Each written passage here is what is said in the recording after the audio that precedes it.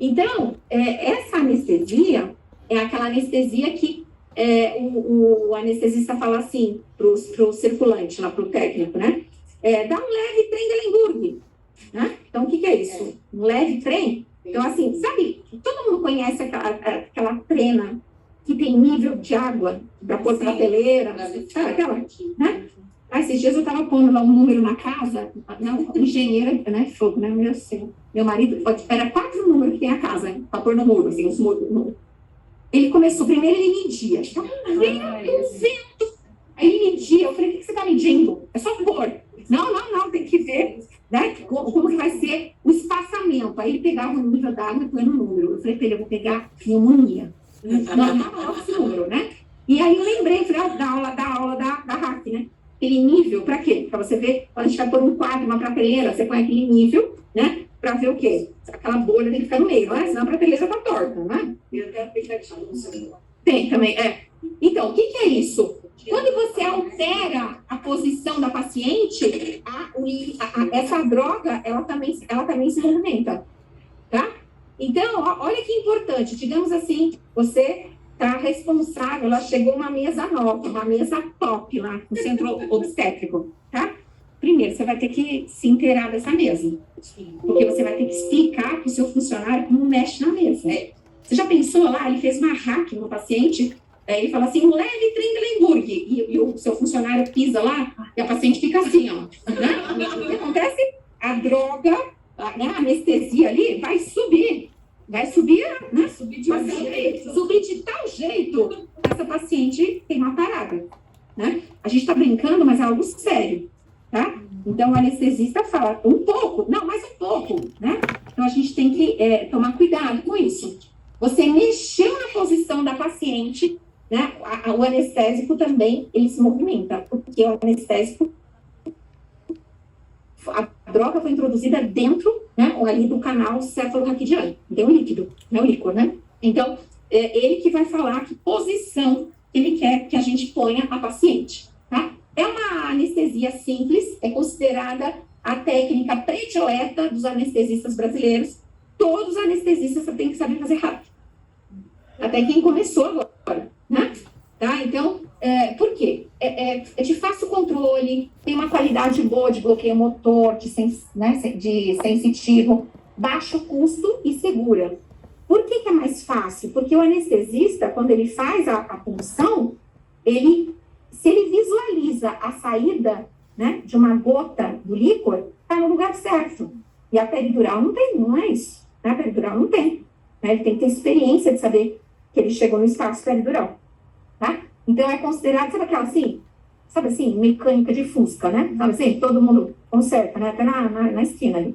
Então, geralmente, eu tive um obstetra uma vez que a gente teve uma intercorrência lá, chegou uma prenheza ectópica, o paciente estava assim, né? E era um feriado, e o anestesista estava à distância, ele não respondia, né? E aí, esse GO, ele era muito bom, antigo, né? Aquele CRM, né? Assim, 40 mil, né?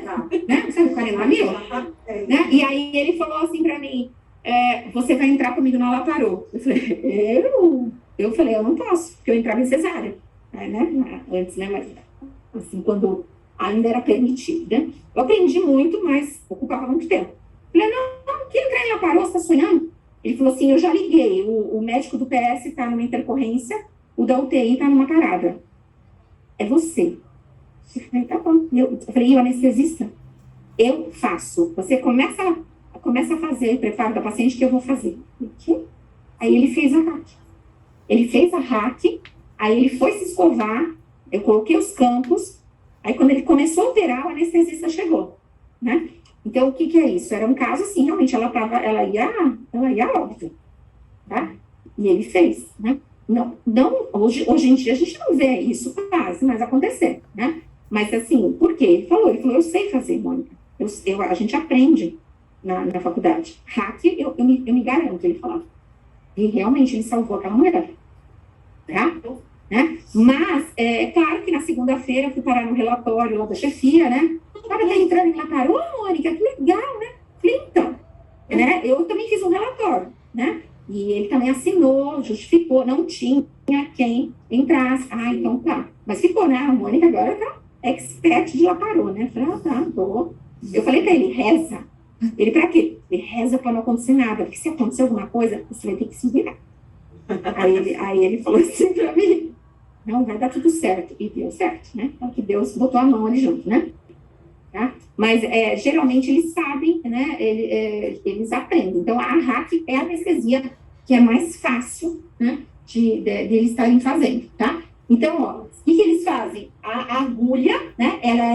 O anestésico, ela é introduzida, né? E dentro do espaço subaracnoide. Então, você sabe que está no lugar certo quando a gente vê. Então, você está acompanhando ali um procedimento. Você viu a saída de uma gota, é hack.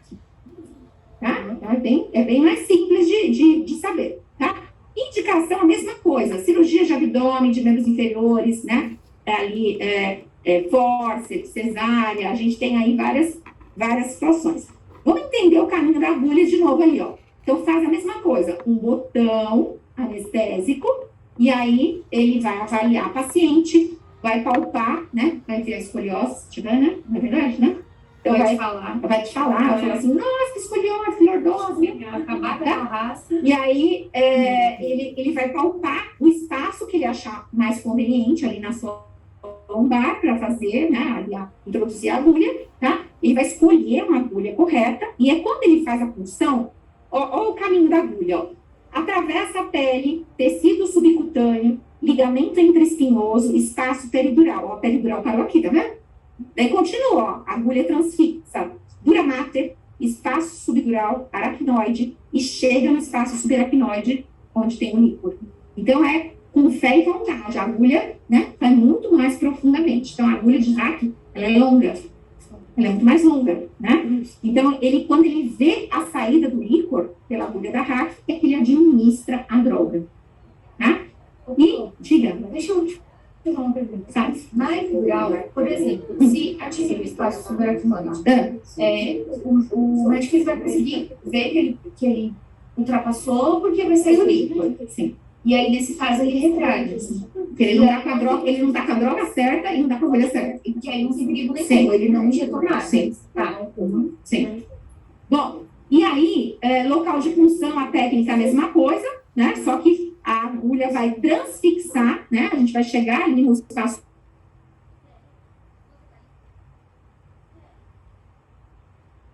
do paciente, do anestesista. Digamos que o anestesista só sabe.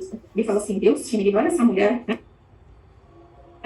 Nossa, eu não vou saber fazer uma pele nela. Melhor fazer né? Então, a experiência dele. Contraindicação. Recusa da paciente, infecção, obesidade. Obesidade é uma coisa importante. Essa agulha da hack, veja que ela é muito mais longa e ela tem que chegar no espaço subaracnoide. Então, existe agulha para obeso mórbido. Tá? Se alguém já viu. Existe agulha... Você já pegou? Eu vejo bastante embora, né? Muitas vezes você está só sobre clima, tá bem o quê?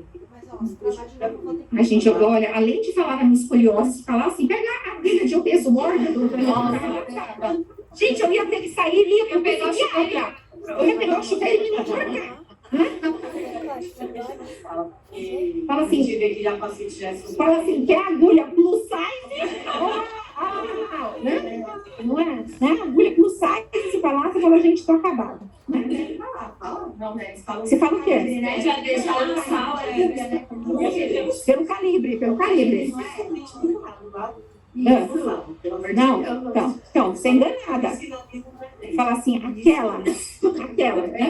Ele fala assim, aquela. Né?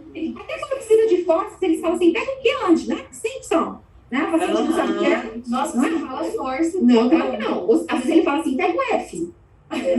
F. Aí você põe o nome. É que eu vou dar aí essa aula pra você. Ele fala assim, pega o Typer, Simpson. Né? Ele fala o nome. E a gente sabe, mas a paciente não sabe. Às vezes depende, né? A paciente foi da área, ela sabe. Tá? Então, isso aqui, a agulha de obeso. Por que tem que ter agulha de obeso, né? A gente está brincando, mas por quê? Porque ela precisa ter o comprimento dela é maior para chegar no espaço correto.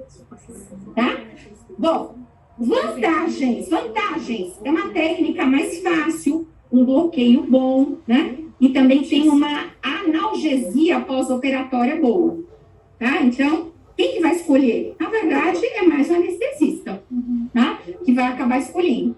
Mas a gente tem algumas complicações, né? Como tudo na vida. Se o anestesista, geralmente hipotensão, tá? Hipotensão também, tanto na artéria como na RAC. Então, geralmente, a paciente começa a ficar nauseada, ele começa a ver que a pressão começa a cair, piora, né, essa náusea dela. Então, geralmente, pode ver que vai muito soro durante uma cesárea, né? O problema é que a função da causa frio, dá frio. Frio e náusea. Um mal-estar horrível. Tá? Então, pode, né? Geralmente, então, o que eles fazem? Daí tem que correr mais volume. Por isso que a cardiopata, por exemplo, não aguentaria. Sim. Né? Que a gente comentou. Que às vezes tem que fazer geral porque ela não aguenta, né? Se o bloqueio ficar muito alto, existe um risco de ter um bloqueio do nervo frênico. O que é nervo frênico? É responsável marca-passo do diafragma. Então, se bloquear o nervo frênico, a paciente tem uma depressão respiratória. Tá? Então, tem que tomar bastante cuidado. Se o bloqueio for muito alto, pode dar uma parada cardíaca. Né? E aí a gente tem as outras complicações, que eu vou entrar em bastante detalhes depois. Relaxa. E aí, o extravasamento do líquor e a cefaleia, que eu vou falar com mais calma. Mas deixa eu só comentar isso. Tem muitos procedimentos, alguns anos atrás, muitas mulheres foram iludidas com procedimentos estéticos e morreram. Pode ver, se alguém lembrar, na mídia a gente via. Morreu há 28 anos, foi fazer uma cirurgia de mama, morreu no consultório, não chegou a tempo no hospital. O que era isso? Tinha muito plástico oferecendo procedimentos estéticos, por exemplo, até principalmente em mama, com RAC alta. Então, a RAC alta, faz uma RAC alta, né, e depois complementa com a local e faz a cirurgia, porque aí interna cedo e vai embora no mesmo dia. Né? E aí não paga o hospital, né? Então, muitas mulheres, agora não, mas antes, muitas mulheres morreram por conta disso. Então, às vezes, o bloqueio era muito alto, aí ela tinha uma parada respiratória, evoluía para uma parada cardíaca, né? Não tinha UTI no local, quando transferia, o paciente morria. Não tem, tá? Então, a gente ouve as pessoas falando assim, eu prefiro, vou fazer com essa RAC alta, é melhor do que geral. Não é. A anestesia geral é muito mais segura para esse procedimento. Né? Não sei se alguém já fez, mas assim, gente, faz geral, faz o que quiser, mas é geral. RAC alta não é, né? Para mama, RAC alta com complemento de local, porque sai mais rápido do hospital. É tua vida. Muitas mulheres, né, por conta de economizar, né, e né, por um sonho, acabaram morrendo. Né? Então, assim, algo que é bem sério. Né? Tem que tomar cuidado. A RAC é bem isso que a gente comentou. O anestesista escolhe até que altura ele quer bloquear, subindo a mesa, fazendo Trendelenburg, né? Então, fazer um Trendelenburg muito alto pode bloquear o nervo frênico quando tem uma parada respiratória e evolui para uma cardíaca, né? Então, tem que ter bom senso. Tem risco? Tem. Se ela está monitorizada, ok, né? Tá? Então, muitas vidas foram perdidas por conta disso. Mas quando achar que a peridural não é mais fácil. O quê? Sim. Melhor. Tá começando a achar? Não, nem tanto assim. Né? E aí, nós vamos chegar daqui a pouco no assunto das avós, tá? Então, eu vou só mostrar aqui, mas a gente vai parar, né? Por que as avós falavam tanto mal da RAC, né? Por que essa agulha era horrível, né? A dor, vai chover. Eu fiquei, né? Para sempre, nunca mais fiquei a mesma por causa da RAC, né? Então, elas ficaram galo do tempo, vai mudar o tempo, elas falam, a minha RAC está doendo, né? Então, na verdade, existia um pouco, um fundinho de verdade, né, que algumas mulheres ficaram, porque, olha aqui, a agulha que funcionava, né, isso aqui é uma foto ali na região do subaracnoide. Olha como ficava, ó, a perfuração da agulha antiga fazia um baita estrago, né?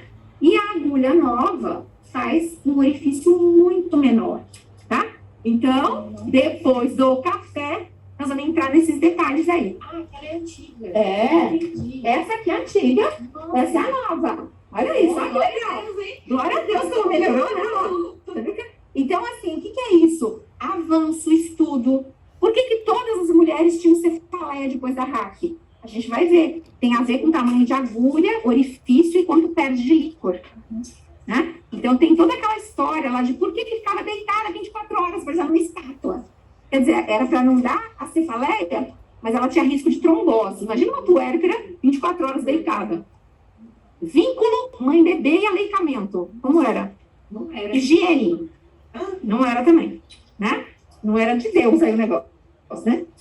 Então, depois do café, a gente continua. Tá? Olha, se alguém de casa não mostrar a carinha, eu vou ficar de mal. Tá? Depois daí do intervalo. Tá? Dá tempo de pôr pelo menos um cachecol aí, uma blusa para disfarçar. Tá? Ó, voltamos às 9. Tudo